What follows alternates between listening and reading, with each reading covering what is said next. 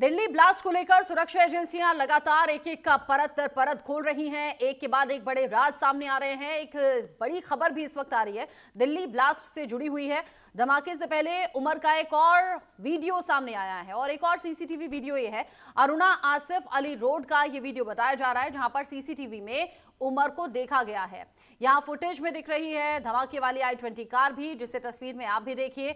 यहाँ i20 car के साथ में उमर है। धमाके से पहले एक मस्जिद में गया था आतंकी उमर। हमने आपको बताया कैसे दिल्ली के अलग अलग हिस्सों में ये ब्लास्ट वाले दिन घूम रहा था। इसमें कनॉट प्लेस भी गया था, जो कि संसद से कुछ ही दूरी पर है। इसमें पुरानी दिल्ली, नई दिल्ली, हर जगह ये घूमता रहा।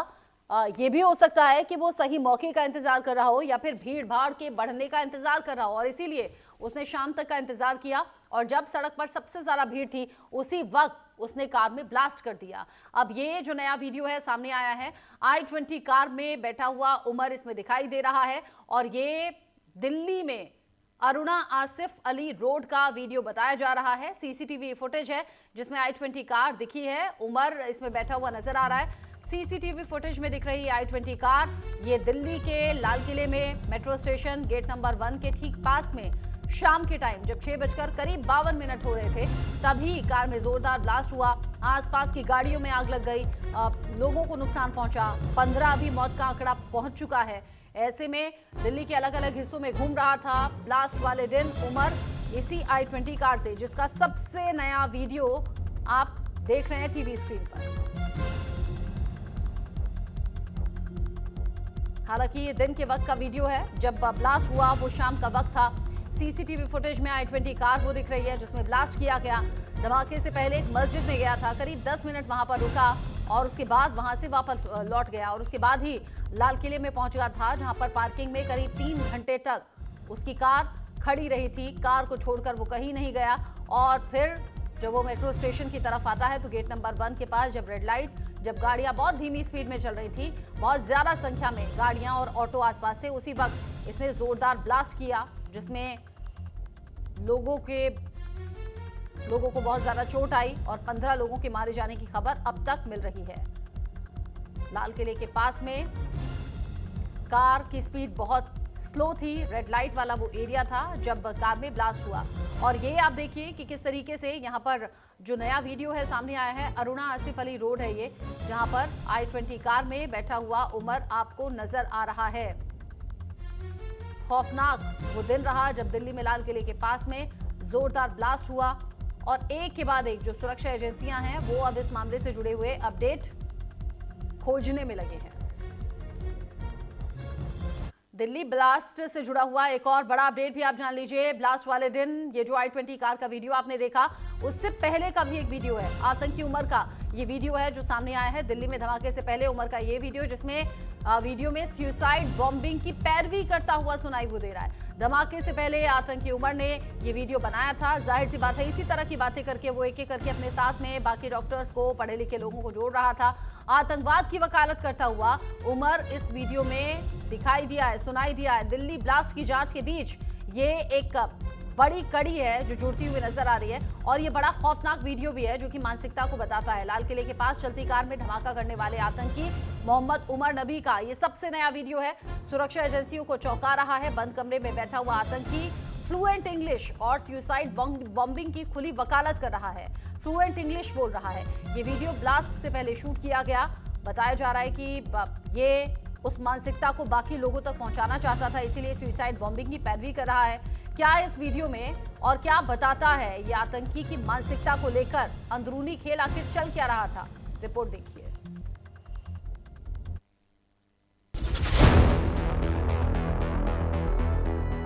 दिल्ली में 10 नवंबर को हुई i20 कार ब्लास्ट की गूंज अभी थमी भी नहीं और इसी बीच आतंकी डॉक्टर मोहम्मद उमर नबी का एक नया वीडियो सामने आया। वीडियो में उमर नबी एक बंद कमरे में अकेला बैठा है, कैमरे के सामने बड़े ही सलीके से बात कर रहा है और चेहरे पर एक अजीब किस्म का इत्मीनान भी है। सबसे चौंकाने वाली बात यह है कि उमर नबी फ्लुएंट इंग्लिश में तकरीर कर रहा है और उसी से सुसाइड बॉम्बिंग को जस्टिफाई भी करता दिख रहा है। वो कहता है कि सुसाइड बॉम्बिंग इज मिसअंडरस्टूड, यानी कि आत्मघाती हमलों को दुनिया ने सही से नहीं समझा। उसकी बातों में न सिर्फ जिद है बल्कि एक खतरनाक नैरेटिव को आगे बढ़ाने की कोशिश। वीडियो में उमर नबी फिदायीन हमलों की खुलकर वकालत करता दिख रहा है। शब्द बिल्कुल सधे हुए, चेहरे पर बिल्कुल डर नहीं और सिर हिलाकर वो ऐसे बात कर रहा है मानो किसी मिशन की प्लानिंग बता रहा हो। हालांकि ये वीडियो कहाँ शूट हुआ है ये अब तक साफ नहीं हो पाया है, लेकिन देखने से ये साफ पता चलता है कि कमरा छोटा है, दरवाजा बंद है और ये वीडियो उसी ने खुद ही रिकॉर्ड किया है। आतंकी उमर ने सुसाइड अटैक को शहादत बताया। वीडियो में सुसाइड अटैक को सही ठहरा रहा है आतंकी उमर। इतना ही नहीं, सुसाइड अटैक को सही ठहराने के लिए इस्लाम का हवाला भी देता है। वो ये भी कहता है कि लोग नहीं समझ पाते लिब्रोसिस बमबारी वास्तव में क्या है। इस्लाम में सुसाइड हराम है, लेकिन बॉम्बिंग जायज है। जब कोई मान लेता है कि उसकी मौत निश्चित समय और स्थान पर हो, तो वो एक खतरनाक मानसिक स्थिति में चला जाता है। ऐसे में वो मान लेता है कि मौत उसकी एकमात्र मंजिल है। सूत्रों के मुताबिक ये वीडियो उमर ने धमाके से पहले खुद ही रिकॉर्ड किया। जांच टीम का मानना है कि ये वीडियो उमर की सोच, योजनाओं और कट्टरपंथी विचारधारा को दर्शाता भी है। इससे ये भी संकेत मिलता है कि वो लंबे समय से इस तरह के हमले की तैयारी कर रहा था। 10 नवंबर की शाम को हुए इस धमाके के बाद जांच एजेंसियों की टीमें लगातार छापेमारी कर रही हैं।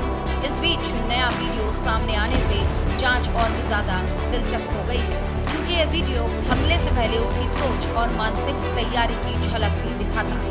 आतंकियों की मानसिकता समझने वाले विशेषज्ञों के लिए ये वीडियो बेहद अहम माना जा रहा है। आमतौर पर फिदायीन हमलों में शामिल लोग कठोर धार्मिक दलीलें देते हैं, लेकिन उमर का अंदाज अलग है। साफ सुथरी भाषा, फ्लुएंट इंग्लिश और एक पेशेवर डॉक्टर जैसी शांत भाषा, ये सब मिलकर बताता है कि आधुनिक चरमपंथ किस तरह पढ़े लिखे युवाओं को भी जटिल साइकोलॉजिकल प्रोसेस के जरिए तैयार करता है। जांच एजेंसियां अब इस वीडियो को टेक्निकली स्कैन करा रही हैं। किस डिवाइस से शूट हुआ, कब रिकॉर्ड किया गया और क्या इस वीडियो में बैकग्राउंड से कोई और लोकेशन क्लू मिल सकता है। वीडियो छोटा है और अधूरा भी है, क्योंकि उमर अपनी बात को बीच में ही रोक देता है। आगे वो क्या कहना चाहता था ये पता नहीं चल पाया, लेकिन एक बात तो इससे साफ हो गई है कि ये वीडियो सिर्फ एक बयान नहीं, बल्कि एक आतंकी दिमाग की पूरी ब्लूप्रिंट का टुकड़ा है। और ये दिल्ली ब्लास्ट के इरादों, तैयारी और सोच को समझने के लिए सुरक्षा एजेंसियों की मदद भी कर सकता है। Bureau report, news India. One of the very misunderstood concept is concept of what has been labeled as suicide bombing. It is martyrdom operations, and it is being known in Islam. There are multiple contraindications, but there are multiple arguments that have been brought against it. Martyrdom operations. When a person presumes that he is going for sure die at a particular place at a particular time, he goes against the presumption that a particular one of the very misunderstood concept is concept of what has been labeled as suicide bombing. It is martyrdom operations, and it is being known in Islam. There are multiple contraindications, but there are multiple arguments that have been brought against it. Martyrdom operations. When a person presumes that he is going for sure die at a particular place at a particular time, he goes against the presumption that a particular is going to die in a particular situation. It's not, we don't have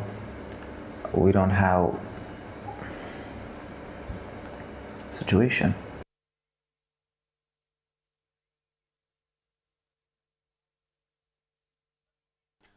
Umar का ये सबसे नया video है और इस video में वो suicide bombing की पैरवी करता हुआ नजर आ रहा है और उसे अपनी मंजिल बता रहा है कि सुसाइड तो हराम है लेकिन बॉम्बिंग को लेकर उसने अपने विचार अलग तरीके से रखे। मुझे लगता है इसी तरह के वीडियोस बनाए जाते होंगे या फिर इसी तरह की मीटिंग्स होती होंगी जो एक के बाद एक पढ़े लिखे और डॉक्टर्स खासतौर पर इस ग्रुप का हिस्सा बनते चले गए। मेरे साथ में मनोज सूर्यवंशी जुड़ गए हैं अल फलाह यूनिवर्सिटी से लाइव न्यूज इंडिया संवाददाता, ज्यादा अपडेट के साथ में। मनोज, अल फलाह यूनिवर्सिटी जांच का केंद्र बनी हुई है क्योंकि यहीं पर बॉम्ब बनाने की खबर है, यहीं पर एक के बाद एक डॉक्टर्स जोड़े गए, स्टूडेंट्स और स्टाफ पर भी यहां पर जांच का शिकंजा जिनसे पूछताछ हुई है। लेकिन उमर का ये जो सबसे नया वीडियो है वो अगर आपने देखा हो तो क्या ये उसी यूनिवर्सिटी के किसी रूम का है, हॉस्टल का है?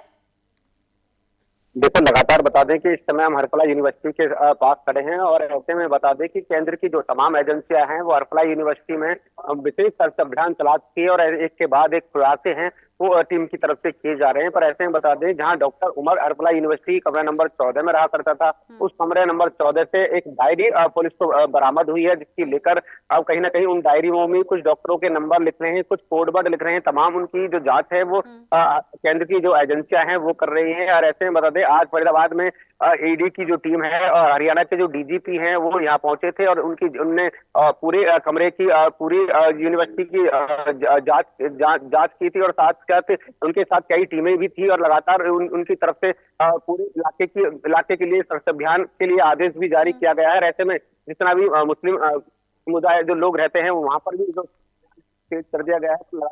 बता दें कि हरफला यूनिवर्सिटी को कहीं ना कहीं जो नोटिस है वो 2 नोटिस प्रशासन की तरफ से दिए गए हैं और 2 मुकदमे जो क्राइम ब्रांच की जो दिल्ली क्राइम ब्रांच की टीम की तरफ से 2 मुकदमे भी दर्ज किए गए हैं। जी, आप बता रहे हैं कि किस तरीके से अल फलाह यूनिवर्सिटी में जांच चल रही है, वहां पर जांच का शिकंजा और ये जो अलग अलग एफआईआर हैं उसके हिसाब से भी ये जांच का शिकंजा बढ़ता जाएगा। मेरे साथ में क्राइम एडिटर अली शरर भी जुड़ गए हैं न्यूज रूम से लाइव, जो कि लगातार बॉम्ब ब्लास्ट वाली घटना पर अपडेट हमारे दर्शकों तक पहुंचा रहे हैं।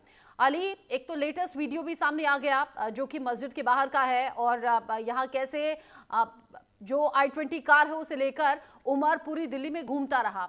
साथ ही साथ दूसरा जो सबसे चौंकाने वाला वीडियो है, फ्लुएंट इंग्लिश बोलता हुआ उमर सुसाइड बॉम्बिंग की पैरवी कर रहा है। इसी विचारधारा को आगे बढ़ाने के लिए इस तरह की वीडियोस बनाए गए होंगे।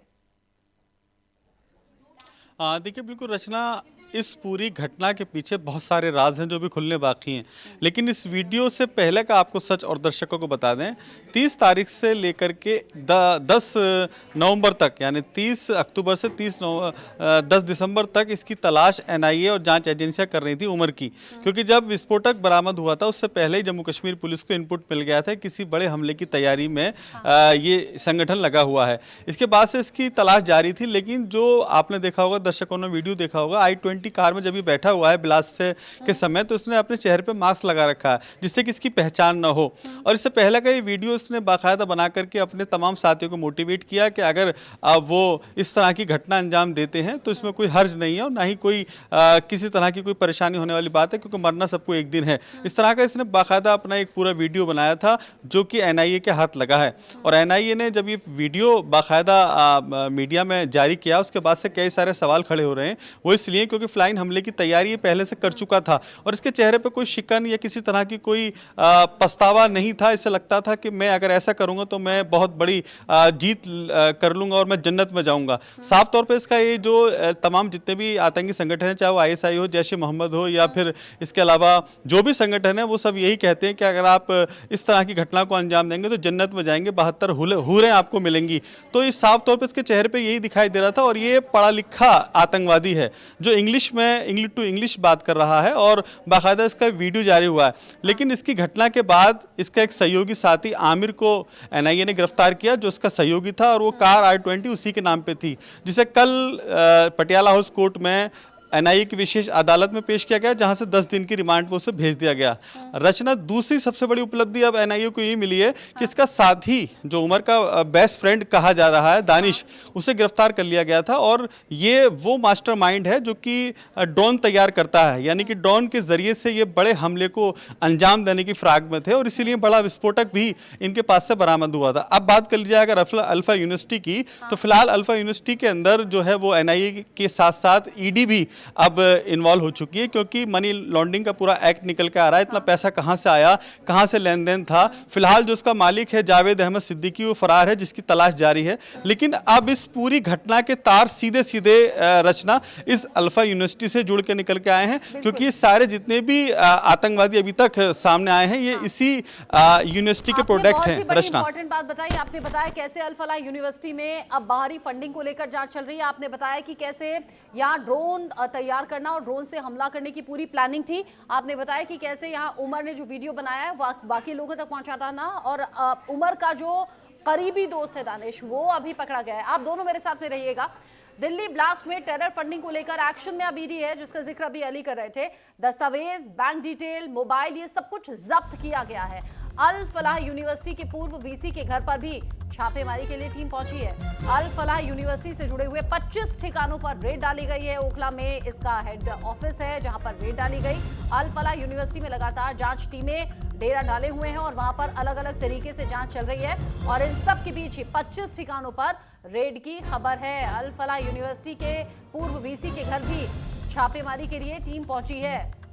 अल फलाह यूनिवर्सिटी में कैसे इस विचारधारा को फैलाया जा रहा था, कैसे एक के बाद एक डॉक्टर जो हैं वो इस तरह की विचारधारा में जुड़ते चले गए, यानी कि इस टीम का हिस्सा बनते चले गए, ये सभी बातें जांच का विषय हैं। टेरर फंडिंग को लेकर भी अभी जांच जारी है। दिल्ली ब्लास्ट मामले में एक और बड़ा खुलासा हुआ है। सिर्फ कार ब्लास्ट नहीं, बल्कि आतंकी ड्रोन से हमला करने की तैयारी में भी थे। जांच में खुलासा हुआ है कि पूरी जो प्लानिंग है हमास और आईसिस की तर्ज पर की गई थी। ड्रोन अटैक, रॉकेट लॉन्चर और चलती कार में आईईडी। दिल्ली पर एक मल्टी लेयर हमला करने की साजिश रची गई थी। क्या था आतंकियों का पूरा प्लान, ब्लूप्रिंट उसका क्या था? रिपोर्ट देखिए और जानिए।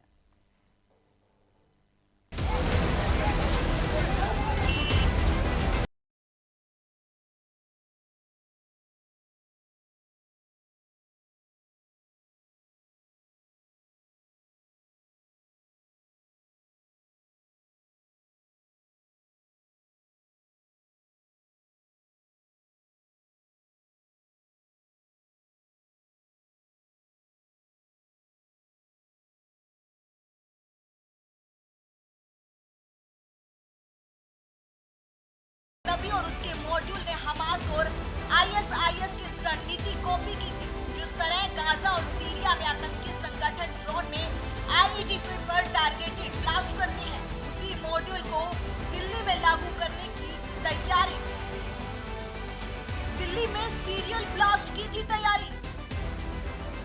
भीड़भाड़ वाले इलाकों में बम गिराने की थी तैयारी। 6 दिसंबर तारीख तय की गई थी। आतंकियों ने तय किया था प्लान बी। प्लान बी मतलब बहुत बड़े हमले की योजना। हमास और आईएसआईएस की तर्ज पर हमले की थी साजिश। इजराइल जैसा हमला करने की थी साजिश। उमर, आमिर, दानिश ने रची थी साजिश। दानिश को छोटे ड्रोन हथियार बनाने का अनुभव, ड्रोन के जरिए भारी बम ले जाने की तैयारी थी। ड्रोन को मॉडिफाई कर हमले का प्लान था। ड्रोन को मॉडिफाई करना था दानिश। ड्रोन ही नहीं, मोटराइज्ड रॉकेट अटैक का आइडिया भी सामने आया। उमर नबी और उसके साथियों ने हमास के इस्तेमाल किए जाने वाले लोकल फैब्रिकेटेड रॉकेट की स्टडी की थी। ये रॉकेट राजधानी के किसी हाई वैल्यू टारगेट पर दागने की प्लानिंग थी। इसके साथ ही कार ब्लास्ट को मॉड्यूल की पहली लेयर माना जा रहा है। जांच अधिकारी मानते हैं कि कार ब्लास्ट टेस्ट रन था। एजेंसियों को हिंट मिला है कि उमर और उसका मॉड्यूल बाहर बैठे हैंडलर से लगातार संपर्क में था। दिशा निर्देश, फंडिंग और टेक्निकल सपोर्ट सब कुछ विदेश से आया, जिसकी स्टाइल हमास आईएसआईएस मॉडल से मिलती जुलती है। इससे एक बार फिर से यह शंका मजबूत हो गई कि दिल्ली ब्लास्ट का मॉड्यूल अंतरराष्ट्रीय आतंकी नेटवर्क से जुड़ा हुआ था। ब्लास्ट तो सिर्फ पहला संकेत था, लेकिन ड्रोन और रॉकेट हमले की प्लानिंग सामने आने के बाद जांच अब और तेज हो गई है। सुरक्षा एजेंसियां मॉड्यूल के बाकी सदस्यों और उनके विदेशी कनेक्शन तक पहुंचने की कोशिश कर रही है। दिल्ली पर एक मल्टी लेयर आतंकी हमले की साजिश, जिसमें ड्रोन, कार और रॉकेट तीनों शामिल थे। ये सिर्फ चेतावनी नहीं बल्कि आतंकियों की बदलती टेक्निक और खतरनाक सोच की झलक है। फिलहाल जांच जारी है और एजेंसियां बड़े नेटवर्क का पर्दाफाश करने के बेहद करीब है।